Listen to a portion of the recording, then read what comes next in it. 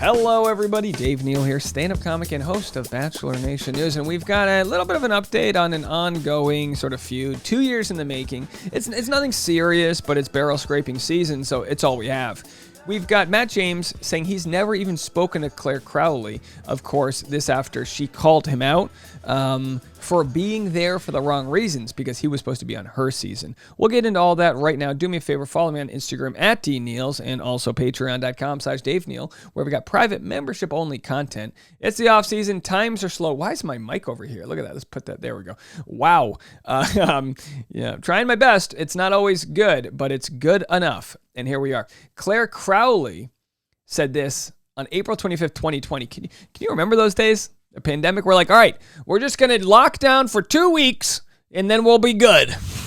17 years later, the world's on fire. The world's on fire. Okay, if you are doing interviews and creating Cameo accounts before you are even on my season, ...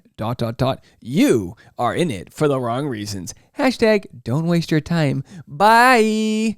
Then Claire said, respect the opportunity you've been given. Respect the rules. Respect me at Bachelorette. Now, I appreciate the sentiment. She thought she was slamming a guy, not named Dale. Oh, hey, here we go. She thought she was slamming a guy who was profiting off of being on Cameo, which is a shout out, app where, I'm not on it, by the way, because I'm sorry, but it's not worth my time to wish Deborah a happy retirement for $20. And then if you do it for $150, people go, can you believe Dave Neal's charging $150? It's like, I'm charging a price that makes me want to do it. It's called capitalism, baby. Either way, she called him out on that, but fans were quick to point out that Matt James was on Cameo, but that his work there was to raise money for those impacted by the coronavirus pandemic. Matt James has done a ton of charitable work, especially through his ABC Food Tours communal organization. So this was back 2 years ago. She called him out just over 2 years ago, not understanding that she was, that he had actually already been there for the right reasons and doing good work. So 2 years later, Matt James reflects on Clare Crawley's Bachelorette shade 2 years later. I've still never spoken to her, he says. And as we know, it's like she thought she was, her intentions were good. She just didn't realize that Matt James was going to become the behemoth that he was. So he never even made it onto her season. They were like, we're going to fast track you because all Bachelor producers care about is appearing to be on the right side of history. So after 20 plus years of not having an African-American lead of The Bachelor, they finally, fast-tracked him. Now, they should have done that already, but the reason they did that was it was at the height of the Black Lives Matter movement. Okay, they should have done it already. They waited so long, they really had no choice. Rachel Lindsay was, saying she was going to boycott and all these other issues that, of course, they, like most corporations, only respond when they think it's going to affect their bottom dollar. As Bachelor Nation waited for Clare Crawley's season of The Bachelorette to start filming amid the coronavirus lockdown, there was far from a lack of drama leading up to production. If you're doing it, so we already read the tweets of what she said. The 30-year-old former Wake Forest football player, Matt James, who ended up being named the season 25 Bachelor instead of competing for the hairstylist's affections, addressed the scandal for the first time in his new book, First Impressions. All right, so here's his update, okay? And, of course, he's got this book out where he's sharing his tea and doing his thing. Have you guys read the book yet? No one sent me this. You would think publishers would know who I am. I don't mean that with ego, but you would think they'd want me to be holding up a hard copy version of his book, autographed and all that jazz. But no, I'm just like the plebeians. I'm a Roman commoner. I'm out there at Barnes & Noble looking for the last, brick and mortar store. Anyway, the sentiment backfired, he said. On Twitter, Bachelor Nation quickly pounced, rushing to point out the worthy cause our work benefited. James was on Cameo at the time to make videos for charity with New York Giants wide receiver Alex Bachman. Wrote in the May 3rd release, I appreciated their support, but it was hard to take any positives away from the tiff. I hadn't met Claire, yet I still held out hope that once the world was back up and running, there might be chemistry for us to discover. Boy, he looks good there. That's a nice, well-fitting jacket. And I actually think that she would have really liked Matt had she got to know him. Claire, listen, from my own discussions, she's a good person. She means well. She's the type that some will call messy in the way she does her social media. You know, she's got that Facebook mom energy where she's just going to blast people. We love it. We absolutely love a good Clare blasting. Speaking of blasting, it looks like this glass was just blasted. It looks like they just packed a cannon full of glass and just shot it onto that dress. I like it.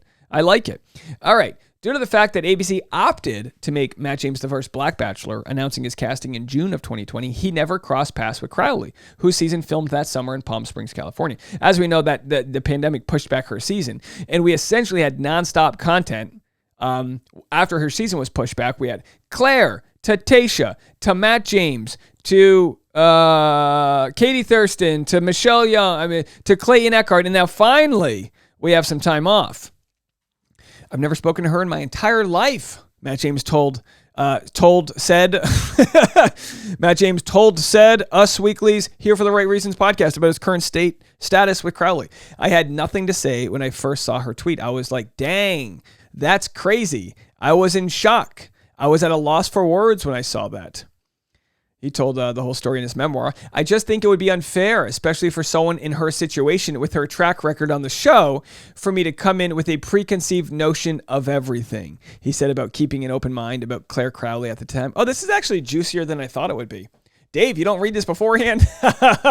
Your boy's busy. So I didn't look into any of it. I knew she had gone on other seasons of the show, but I didn't do any research into it because it didn't matter. Who she was in that moment wasn't who she was back then, and I didn't, frankly, care because we're here in this moment. So to be judged by her or anybody to judge somebody on what they think about someone without meeting them, I don't think is the right way to go about getting to know somebody. Getting to know you, getting to know all about you. Sharon Devoto in my comment section said, I read his book. I really like his story. Well, good to know. Thank you for the endorsement there, Sharon. So yeah, his book from the passage I read was very, very well done. He added that he wasn't intending to throw shade at Clare Crawley. I couldn't tell my story without including that because it was very pivotal in my journey. If that wouldn't have happened, then who knows if I would have become the Bachelor. It was just giving the full context of how I ended up where I did.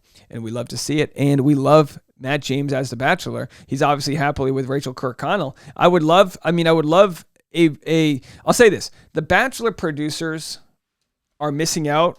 Like if they had done him right in his story, they would have someone involved in their community that is so charismatic, so entertaining, such a good podcast interview, all these charitable, all these things, but they don't get it because they chose short-term ratings, which is what we see, right? They chose short-term ratings to over-dramatize his story, to drag out the Rachel Kirkconnell stuff and all that. They cast a large weight. Chris Harrison's gone. All these other things happened because they didn't, I think, maybe long-term, let's just share a good love story. And rather than that, they kind of played into the toxicity of it all, botched it, and then here we are. So now he wants nothing to do with the show. Which I don't doubt him. He wants nothing to do with the show. He's gone so far out of his way that when it's come to sharing tidbits about the show, he's done it on Crypto Podcast, which was also a really good listen, his Crypto Podcast episode. But the point being is that he's made it a point, like he said on the After the Final Rose, where he's not going to give the show any more sound bites or anything to use. He's telling his story in his memoir where he's receiving the money. That's how you control your intellectual property. And yeah, people say, well, but the show made him who he is. I think he was probably destined to be very successful regardless of the show because he's a great guy. They knew that, and that's where we are now. So I can't wait to follow more about him. Let me know what you guys think. Come on the Patreon, patreon.com/Dave Neal, and we'll talk to you guys later. Bye, everybody.